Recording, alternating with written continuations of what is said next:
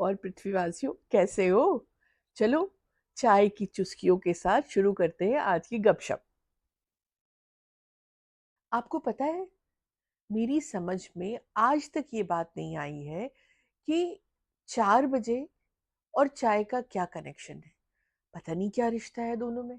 कि आपने भी बहुत बार सुना होगा, आपके फ्रेंड्स कहते होंगे, यार सिर दुख रहा है, लगता है 4 बज गए हैं, चाय पीने की तलब हो रही है।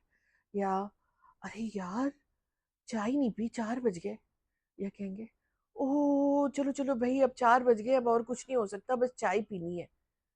आई डोंट अंडरस्टैंड, ये 4 बजे चाय को कैसे पता चलता है कि 4 बज गए, और 4 बजे को कैसे पता चलता है कि चाय का टाइम हो गया।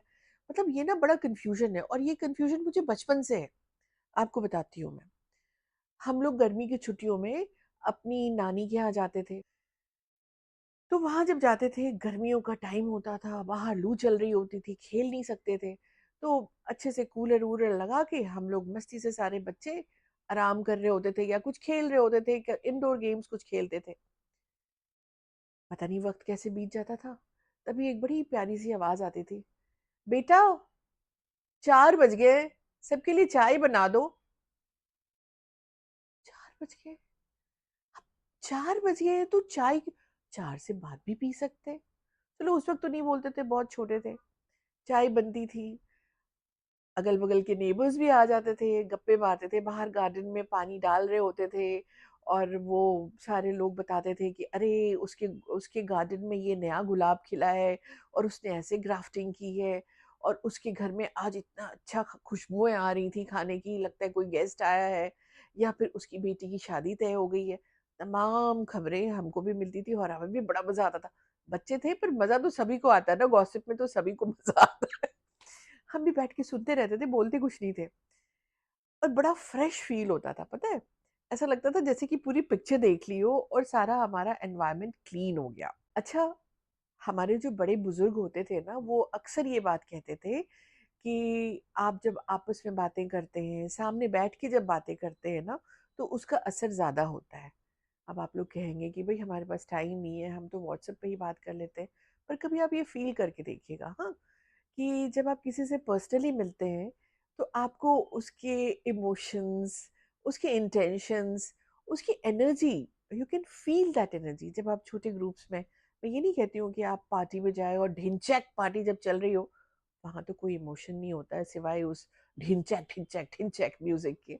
I am not talking about that, मैं बात कर रही हूँ छोटे ग्रुप्स। जो भाई हमारे टाइम में कोई ऐसे बड़े ढिनचैक पार्टीज होती नहीं थी।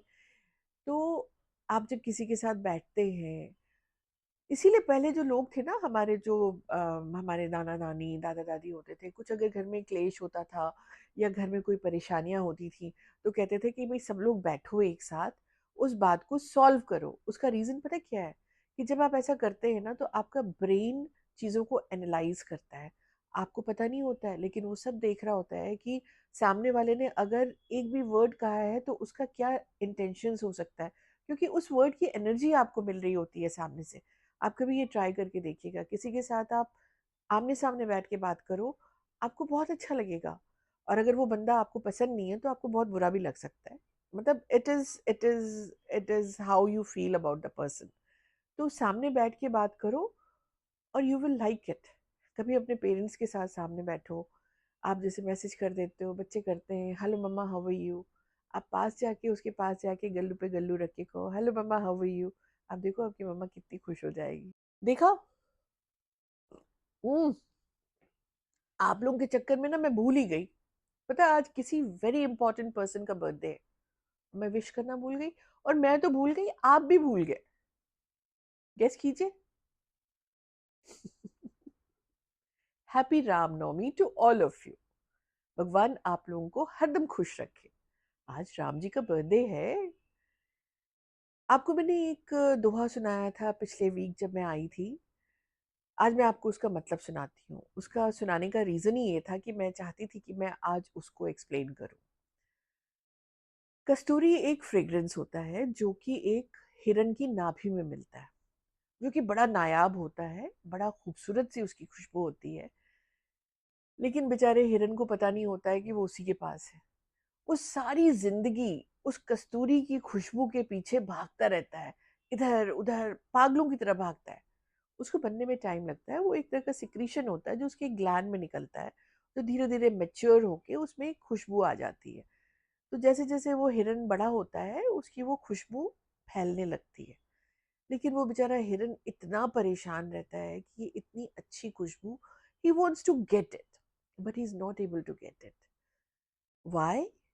This is happening with us also, हमारे साथ भी यही है।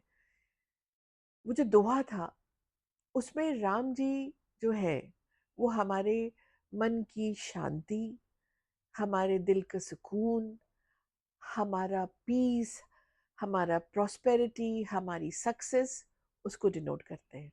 तो हम राम को चारों तरफ खोज रहे हैं, मतलब हम पीस, प्रॉस्पेरिटी, सक्सेस, अपनी कामयाबी को दुनिया भर में खोजते हैं।